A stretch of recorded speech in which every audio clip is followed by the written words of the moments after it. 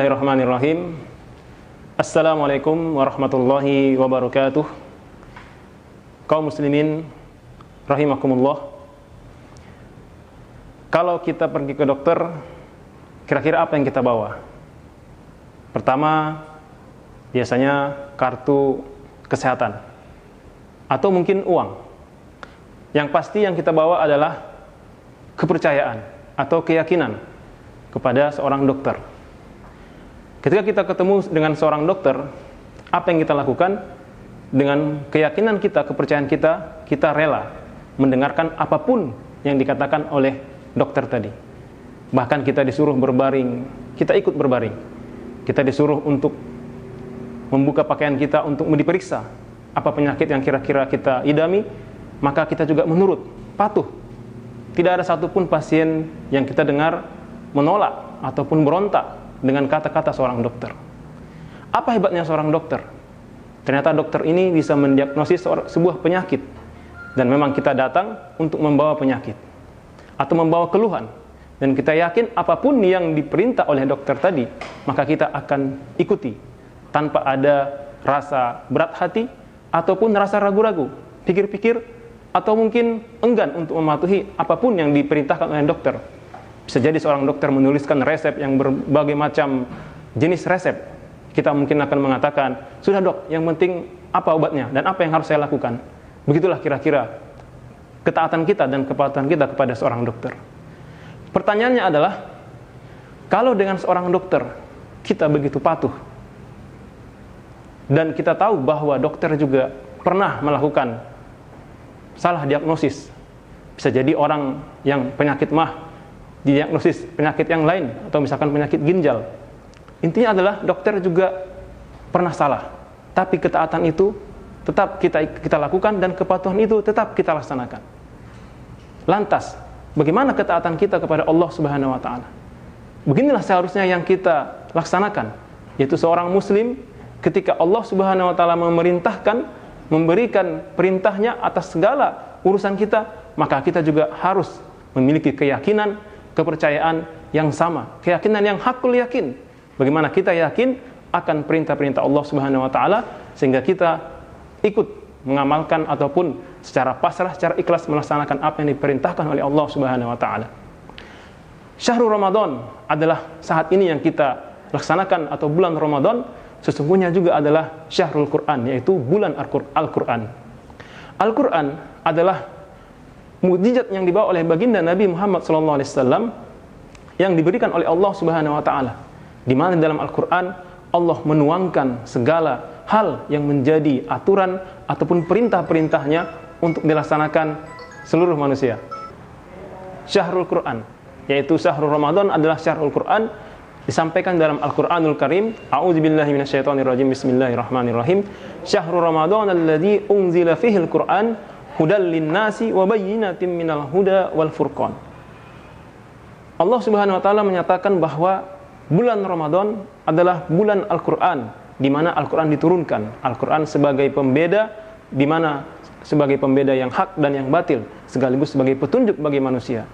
Allah Subhanahu wa taala menginginkan bahwa manusia ini mengetahui siapa yang menciptakannya dan akan kemana dia setelah penciptaan ini. Kita meyakini bahwa Allah Subhanahu wa taala adalah pencipta kita, dan apapun yang disampaikan oleh Allah Subhanahu wa taala adalah petunjuk ataupun perintah yang harus kita taati. Sebagaimana halnya tadi seorang pasien terhadap seorang dokternya, maka kepada Allah Subhanahu wa taala yang memang tidak ada cacatnya, dan Allah Subhanahu wa taala maha memenuhi janjinya, dan Allah Subhanahu wa taala maha pencipta, kita tidak boleh ada keraguan sedikit pun. Dan inilah layaknya sikap seorang muslim terhadap perintah-perintah Allah Subhanahu wa taala. Al-Quran berisikan daripada perintah-perintah Allah dan larangan-larangan Allah Subhanahu wa taala. Disampaikan bahwa di bulan Ramadan ini baginda Nabi Muhammad SAW mendapatkan penjelasan Al-Quran dari malaikat Jibril hampir tiap malam. Dan kita juga mengenal dan mengetahui bahwa dengan membaca Al-Quran kita mengetahui akan kemana kita setelah kehidupan ini. Bahwa kita mengetahui bahwa Allah Subhanahu wa taala menciptakan kita, itu juga ada di dalam Al-Quran. Maka sesungguhnya memang Al-Quran itu adalah hudan, yaitu petunjuk. Petunjuk bagi siapa? Petunjuk bagi orang-orang yang bertakwa.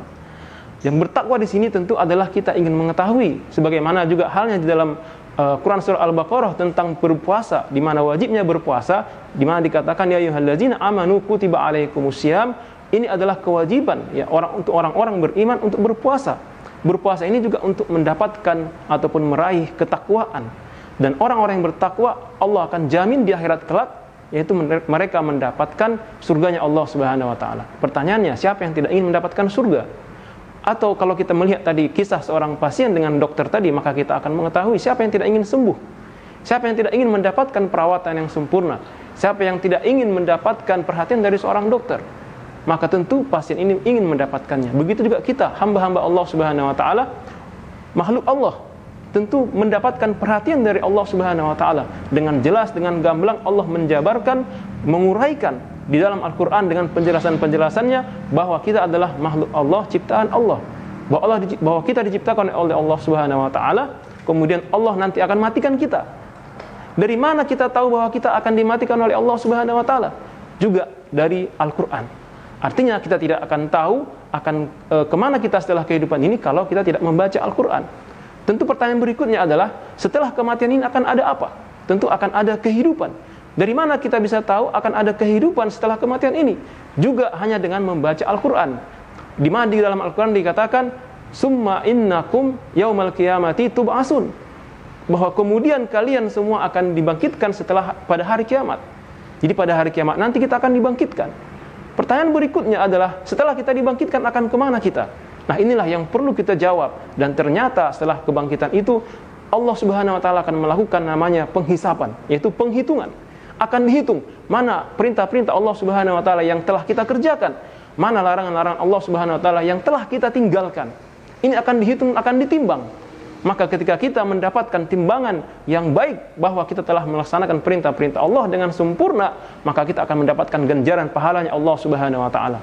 Dan begitu juga sebaliknya, ketika kita ditimbang mendapatkan bahwa aktivitas kita adalah melaksanakan apa yang justru dilarang oleh Allah Subhanahu wa taala, maka kita akan mendapatkan ganjaran siksa dari Allah Subhanahu wa taala. Maka disinilah di akhir kehidupan ini akan ada kematian, dan setelah kematian itu akan dibangkitkan, dan setelah kebangkitan itu ada kehidupan yang abadi, di mana dengan dalam kehidupan ini kita akan ditempatkan pada dua tempat. Hanya ada dua tempat, itu kalau enggak surga ya neraka. Maka siapa saja yang berbuat kerusakan atau melanggar perintah-perintah Allah, dia akan mendapatkan ganjaran dari Allah Subhanahu wa taala, yaitu nerakanya Allah Subhanahu wa taala.